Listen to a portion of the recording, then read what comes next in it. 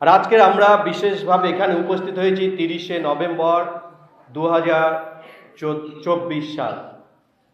আর আজকের আমাদের এই মণ্ডলীর প্রতিষ্ঠা দিবস 118তম প্রতিষ্ঠা দিবস বা ডেডিকেশন ডে আমরা পালন করছি।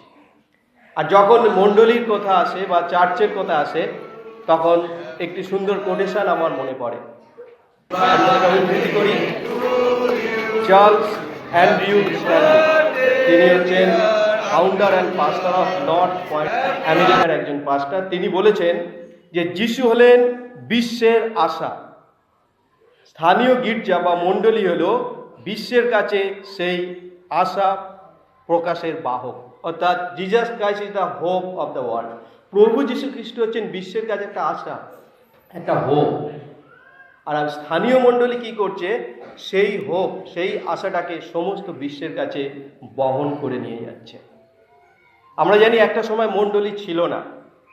রাজা সলোমন তিনি জেরুজালেম মন্দির নির্মাণ করেছিলেন ঈশ্বরের স্তব স্তুতি আরাধনা করার জন্য। আর আমরা জানি জেরুজালেম মন্দির হচ্ছে সেই পৃথিবীর প্রাণকেন্দ্র। আর সেই জেরুজালেম মন্দিরটা দখল নিয়ে আমরা জানি সারা পৃথিবী উত্তাল হয়ে আছে এখনো পর্যন্ত। আর প্রভু যীশু খ্রিস্ট তিনি কি করলেন? তিনি বললেন যে জেরুজালেম মন্দিরটা দেখিয়ে তিনি বলেছিলেন, এটা ভেঙে দাও, আমি 3 দিনের মধ্যে তৈরি করে দেব। আমরা পরবর্তীকালে দেখি প্রভু যীশু খ্রিস্ট জেরুজালেম মন্দির থাকা সত্ত্বেও তিনি মণ্ডলী বা চার্চ প্রতিষ্ঠার কথা বলেছিলেন। তিনি পিতরকে বলেছিলেন, এই আমার শিষ্য পিতর, আর এর মধ্যে দিয়ে আমি মণ্ডলী স্থাপন করব। আর পরবর্তীকালে আমরা দেখি মণ্ডলী প্রতিষ্ঠিত হয়েছে। আর আজকের আমরা যে শাস্ত্র পাঠ শুনেছি তার মধ্যে দিয়ে আমরা দেখব, আমরা অনুধান করব এটাই যে মন্দির থেকে গির্জা বা মণ্ডলী গঠনের ইতিবৃত্ত। মই বললাম যে জেরুজালেম মন্দির তো ছিলই, আর সেই জেরুজালেম মন্দির থেকে মণ্ডলী গঠনের হঠাৎ কি দরকার হয়ে পড়ল? এর পেছনে থিওলজিক্যাল ব্যাখ্যা কি? এর পেছনে ঈশ্বরীয় তত্ত্ব কি? তা আমরা মেনলি আজকে ধ্যান করব। আমরা যদি দেখি তাহলে দেখব একটা সময় ছিল যখন কোনো উপাসনা গৃহ ছিল না, যখন মানুষজন ঈশ্বরের কোনো আরাধনা স্তব স্তুতি করতো না। অর্থাৎ আমি যে সময়টা বলতে চাচ্ছি সেই সময়টা হচ্ছে বিফোর ফল, অর্থাৎ মানুষের পাপের পতনের আগের মুহূর্ত। অর্থাৎ যে সময় মানুষ এদেন উদ্যানে সেই বিশেষ একটা বাগানে ঈশ্বর তাদেরকে রেখেছিল। আর সেই সময় মানুষ সেরম উপাসনা গৃহ যেভাবে আমরা এখন করছি সেই অর্থে উপাসনা গৃহ করে ঈশ্বরের স্তব স্তুতি করতো না। আর আমরা কি দেখলাম? ঈশ্বর স্বয়ং এসে মানুষের সঙ্গে যোগাযোগ করত, মানুষের সঙ্গে কথাবার্তা বলতো সেই উদ্যানে। আর এই সময় ঈশ্বরের স্তব স্তুতি আরাধনা করার প্রয়োজন ছিল না মানুষের, কারণ ঈশ্বর স্বয়ং এসে যোগাযোগ করত। পরবর্তীকালে দ্বিতীয় অংশে যদি আমরা দেখি মানুষের পাপের পতন, অর্থাৎ মানুষ যখন পাপে পতিত হলো আর তখন সেই ব্যবস্থার অবসান হয়ে গেল। অর্থাৎ ঈশ্বর মানুষকে সেই বাগান থেকে বার করে দিল এবং মানুষকে পরিত্যাগ করলো।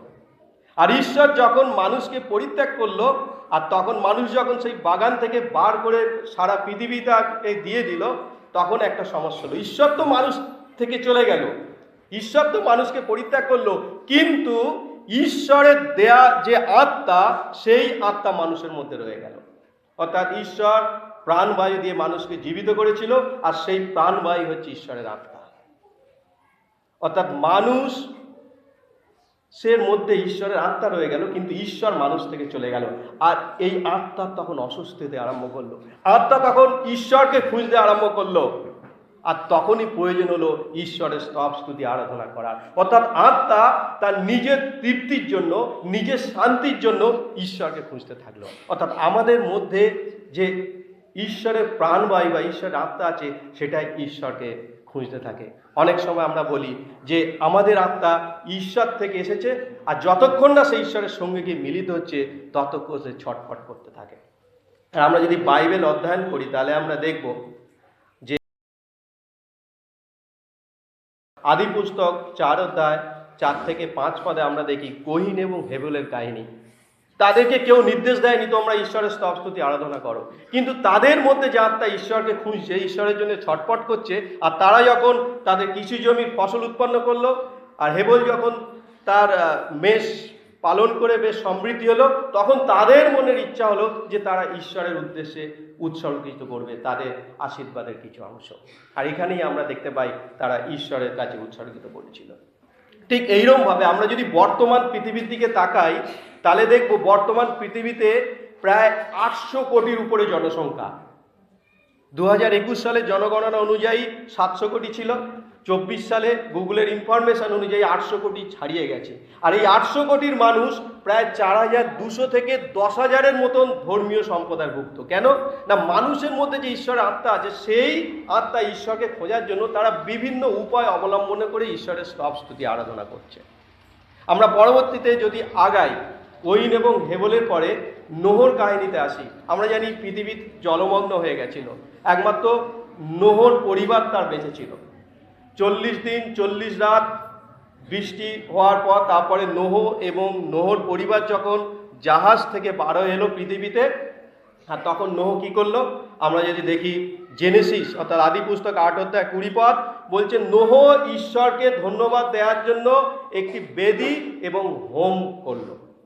কইন ও হেবলের কাহিনীতে দেখি তারা শুধু উৎসর্গ করেছিল। নোহতে যখন আসছি তখন দেখতে পাচ্ছি একটি বেদি প্রস্তুত হলো, ঈশ্বরকে ধন্যবাদ দেওয়ার জন্য একটি বেদি প্রস্তুত হলো এবং হোম করলো, আগুনের ব্যবহার হলো। অর্থাৎ আস্তে আস্তে মানুষ ঈশ্বরের স্তব স্তুতি আরাধনা করার জন্য একটা জায়গা করে নিতে থাকলো। আমরা যদি আরো একটু আগাই, মোশির বিবরণীতে যদি চলে আসি, মোশির কাহিনীতে, তাহলে দেখব মোশি যখন ইসরায়েল জাতিকে সেই মরুভূমির মধ্যে দিয়ে নেতৃত্ব দিচ্ছে, অর্থাৎ মানুষ ঈশ্বরকে কখনো ছাড়েনি, ঈশ্বর মানুষকে ছেড়ে চলে গেছে, কিন্তু মানুষ যেন তেন উপায়ে ঈশ্বরের সান্নিধ্য পাওয়ার চেষ্টা করছে। আর সেই মরুভূমির মধ্যেও ইসরায়েল জাতি মোশি তিনি ট্যাবারনাকল বা চলমান তাম্বু ব্যবহার করেছিলেন, ঈশ্বরের বিশেষ উপস্থিতি, তার মধ্যে তাদের নিয়ম সিন্ধুক ছিল। যখনই স্তব স্তুতি আরাধনার ব্যাপার হতো তখন সেই চলমান তাম্বুর কাছে তারা যেত। পরবর্তীকালে আমরা দেখতে পাচ্ছি ইসরায়েল জাতি যখন সেই দুগ্ধ মধু প্রবাহী দেশে প্রবেশ করলো, প্রবেশ করার পর প্রথমে বিচার কর্তৃগণের শাসন তাদের উপর ছিল, পরবর্তীকালে তারা রাজা চাইল।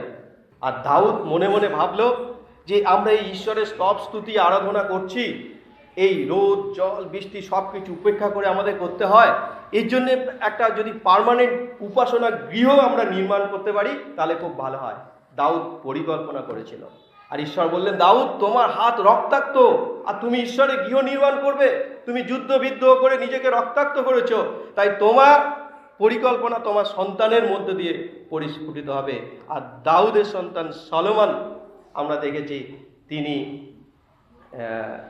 জেরুজালেম মন্দির তৈরি করলেন, আর যে জেরুজালেম মন্দির এখন পৃথিবীর প্রাণকেন্দ্র, যার দখল নিয়ে সারা পৃথিবী বিভিন্ন জাতির মধ্যে যুদ্ধ বিগ্রহ চলছে আমরা দেখতে পাচ্ছি। আর এই ইসরায়েল জাতি আমরা যদি দেখি যে ইসরায়েল জাতি একটা বিশেষ জাতি, ঈশ্বর নিরূপিত জাতি, খুব কম সংখ্যক লোক, খুব ছোট্ট জায়গা, কিন্তু ঈশ্বরের হাত তাদের উপরে আছে। সারা পৃথিবী চেষ্টা করলো, হাজার হাজার লক্ষ লক্ষ যদি মিসাইল ছড়ে, তবু ইসরায়েল দেশের মধ্যে খুব কম সংখ্যা পড়ে, কারণ আমরা জানি বিশেষ প্রযুক্তি অর্থাৎ আয়রন ডোম তারা ব্যবহার করে। আর বর্তমান থিওলজিয়ানরা বলছে যে আয়রন ডোমটা বিশেষ কিছু নয়, ওটা হচ্ছে ঈশ্বরের হাত। আমরা যদি গীত সংগীতা পড়ি দেখা যাবে ঈশ্বর আপন হাত দিয়ে ইসরায়েল জাতিকে রক্ষা করে রেখেছে। আর এই যে আয়রন ডোম যেটা মিসাইল থেকে ইসরায়েল জাতিকে রক্ষা করেছে, সেটা আর কিছু না, সেই আয়রন ডোম হচ্ছে ঈশ্বরের হাত। তো যাই হোক, আমরা ইসরায়েল জাতি থেকে চলে আসি টেম্পেলে, অর্থাৎ সেই ইসরায়েল জাতির যে জেরুজালেম মন্দির তৈরি হয়েছিল, সেই সলোমন রাজা তৈরি করেছিল। আর সেই সলোমন রাজার ইসরায়েল যে জেরুজালেম মন্দির তৈরি করেছিল তার বিশেষ অনেকগুলো কারণ ছিল, আমি 4টে কারণ বলি।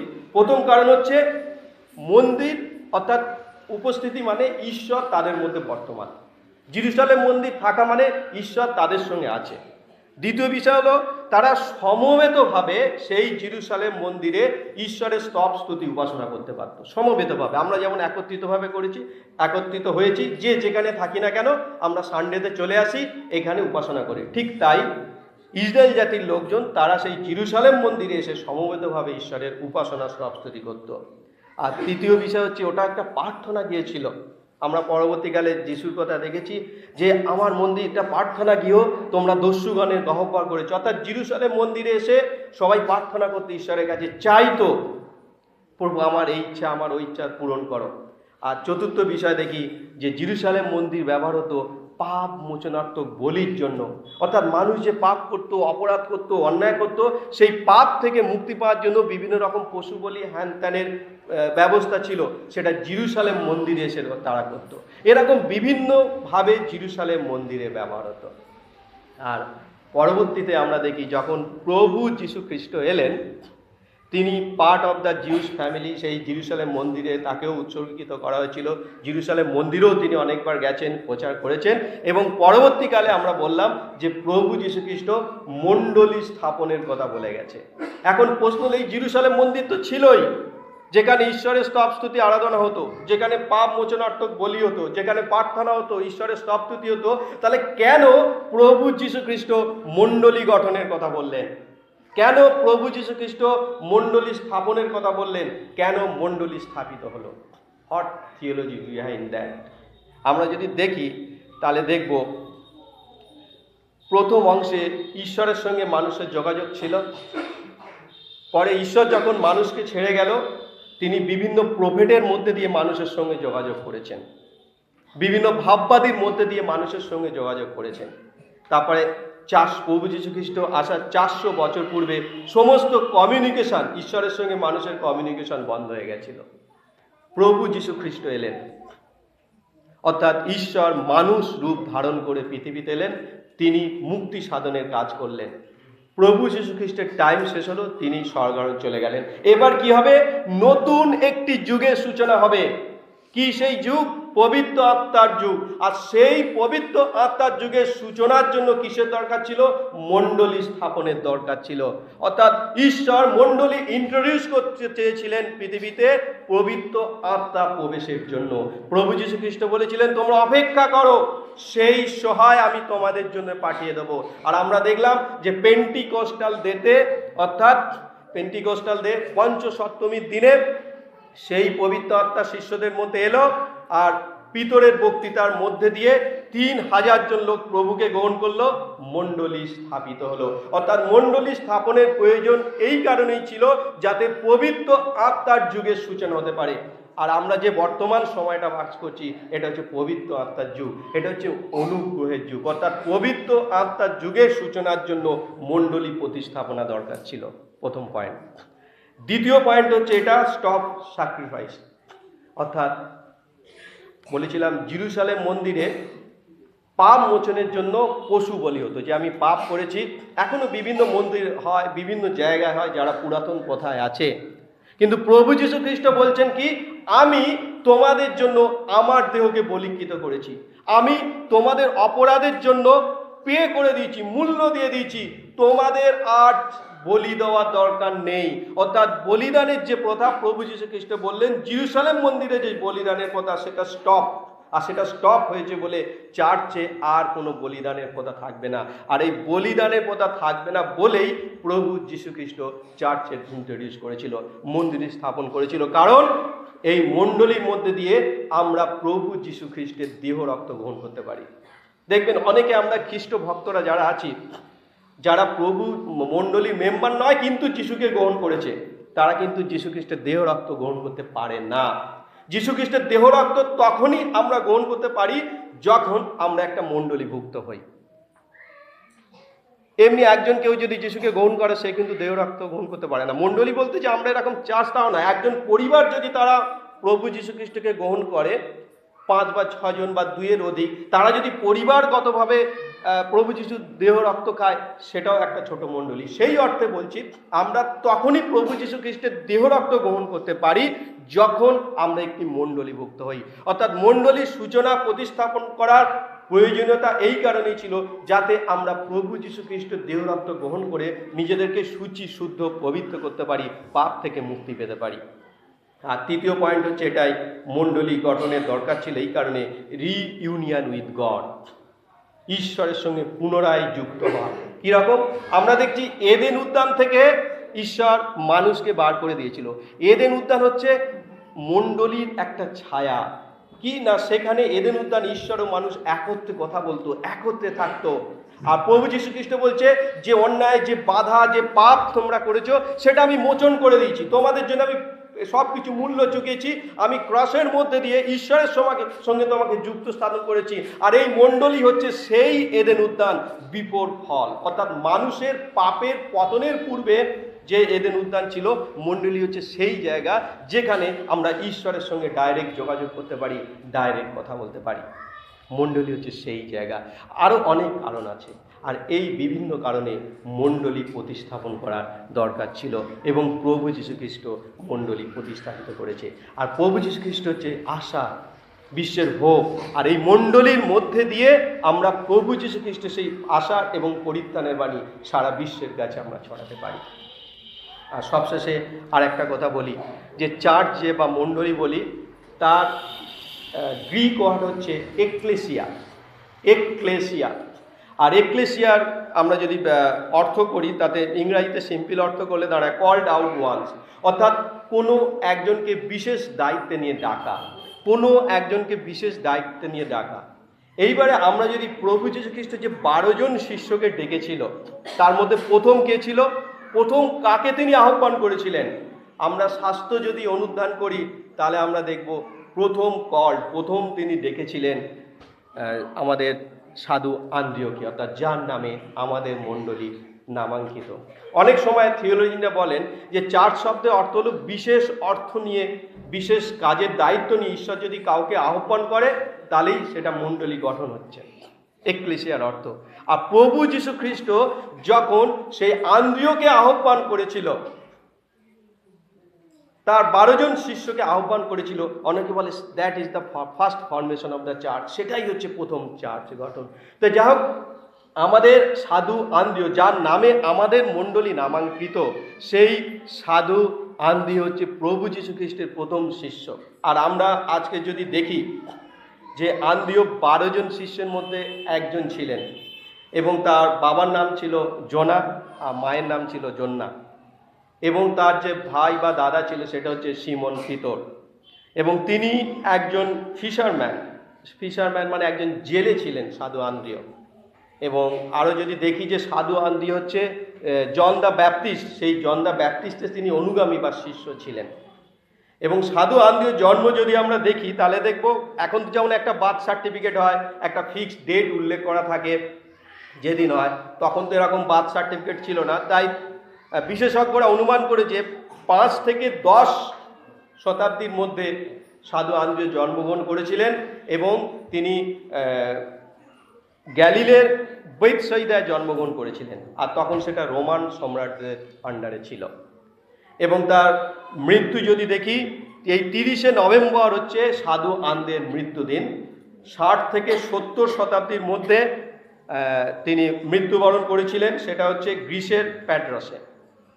এবং কথিত আছে তাকে ক্রস চিহ্ন, মানে আমরা যে গুণ চিহ্ন দেওয়ার জন্য যে ক্রস করি, সেইভাবে গুণ চিহ্ন ক্রসে কুশারোপিত করে তাকে মৃত্যুদণ্ড দেওয়া হয়েছিল।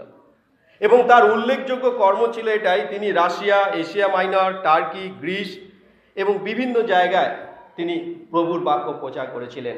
এবং তার উল্লেখযোগ্য সাফল্য হলো তার প্রভুর বাক্য প্রচার করার। তিনি যে রোমান এম্পারার ছিলেন, তার যে মিসেস, তার যে ওয়াইফ, তাকে তিনি প্রভুতে এনেছিলেন, কনভার্ট করেছিলেন।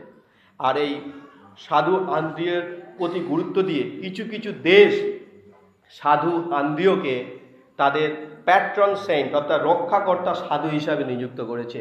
আর সেই সমস্ত দেশের মধ্যে প্রথম হচ্ছে রাশিয়া, তারপর হচ্ছে রোমানিয়া, ইউক্রেন এবং স্কটল্যান্ড। এরা হচ্ছে সাধু আন্দ্রিয়কে তাদের রক্ষাকর্তা সাধু হিসাবে দেখে। কিন্তু দুঃখের বিষয় হলো, জানেন, রাশিয়াও আন্দ্রিয়কে রক্ষাকর্তা সাধু হিসাবে দেখে, ইউক্রেনও সাধু আন্দ্রিয়কে রক্ষাকর্তা সাধু হিসাবে মানে।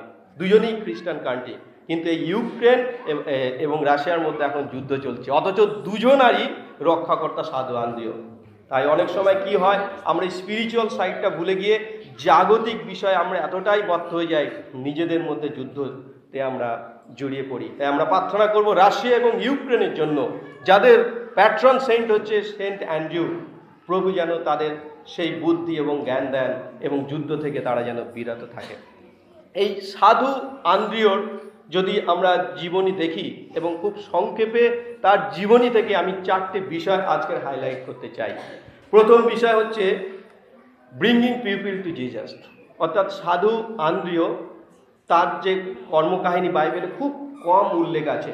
প্রথম আমরা দেখতে পাই যে জন লিখিত সুসমাচার 6 অধ্যায় যখন 5000 জন লোককে যিশু খাইয়েছিলেন 5টা রুটি আর 2টো মাছ দিয়ে। প্রভু যিশুর শিষ্যরা উদ্বিগ্ন হয়েছিল যে এত লোককে আমরা কিভাবে খাওয়াবো, বিশেষ করে ফিলিপ।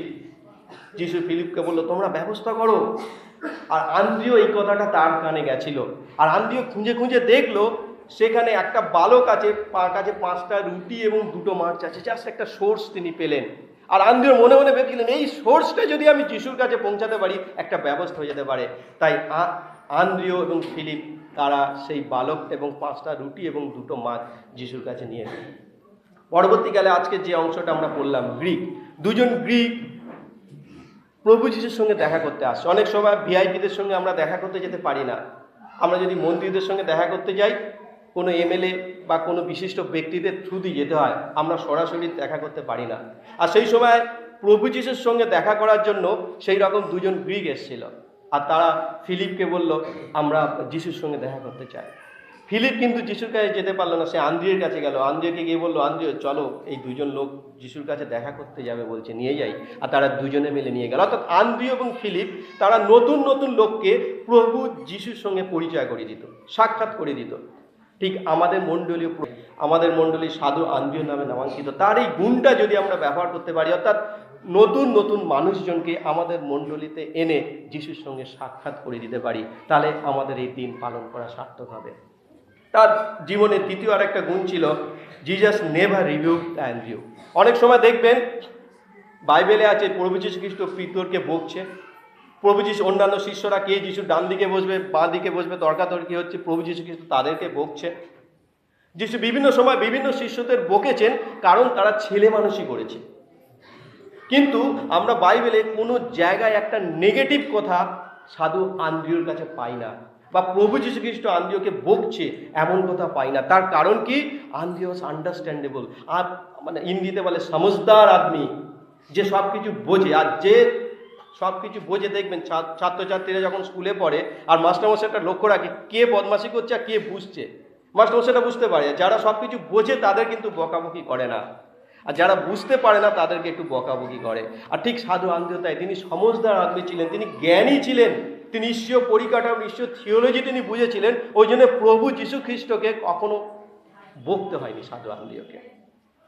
আমরা যদি তৃতীয় পয়েন্ট দেখি সাধু আন্দ্রিয়র বিষয়ে, দেখবেন প্রভু যীশু খ্রিস্ট উজ্জ্বল রূপ ধারণ করেছিলেন। সেখানে আমরা দেখতে পাই পিতর, যোহন, যাকব। তিনি জাইরের বাড়িতে গেছেন, পিতর, যোহন, যাকব। কিন্তু পিতর, যোহন, যাকবের সঙ্গে আন্দ্রিয় অনেক সময় যুক্ত থাকতো। আর প্রভু যীশু খ্রিস্ট নিয়ে গিয়ে আন্দ্রিয়কে পেছনে রেখে 3জনকে নিয়ে যেত। আর এই ঘটনাটা আন্দ্রিয়ের কাছে কিন্তু একটা অপমানজনক।